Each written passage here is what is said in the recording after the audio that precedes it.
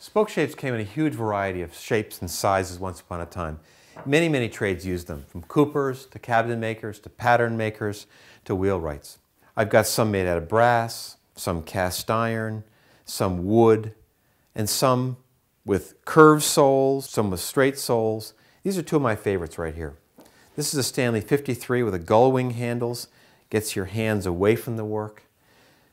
And this is the one, the 52, that I use most of the time.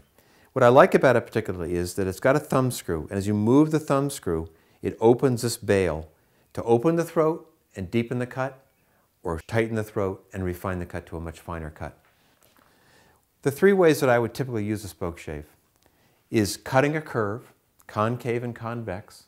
Now if it's a really deep concave curve, you've got to go to a much, much tighter shave. It's called a cigar shave. But if it's not too concave and too convex, too extreme, you can cut a shaving from one end to the other with luck. It takes a lot of concentration because what I'm trying to do is keep the edge engaged with the work, which means I've got to be keeping on tipping the tool. And what's really hard is to get started. And what I find is easier there is to sort of do a little bit of a skew cut and then slip around and go square with the work.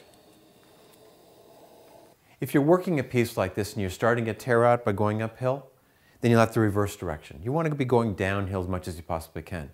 So then the question comes, do you move your body to the other end of the bench, or do you move the tool in such a way that you're pulling it towards you? I would probably tend to pull it towards me and try and learn how to do that. As you can see, I'm not as good at it. And then the trick becomes how to blend them together. One of the things I like about hand tools is I can orient this tool any way I want to the work, to make a chamfer in this orientation, or a chamfer in this orientation, or maybe the conventional 45 degrees. It's not a question of speed, it's much a question of maintaining balance.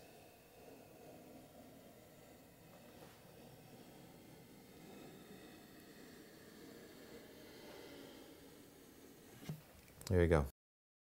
Is that neat or what? Okay, I've got one last technique. This is a demi-lune I'm working on. And I think what would be nice would be to show you this underbevel.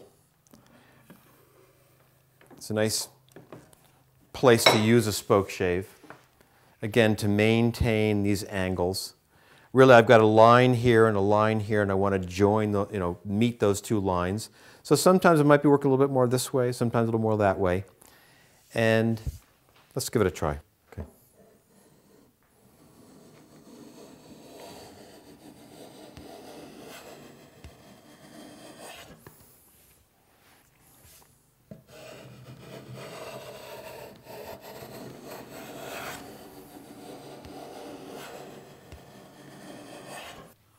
The way I bring the blade down into position is just to tap it, one side or the other.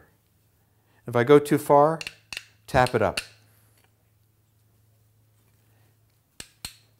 With spoke shaves without an adjuster, you might want to consider having the blade slightly projecting deeper on one side than the other. That way it'll give you a range of cuts depending on where you use it on the sole.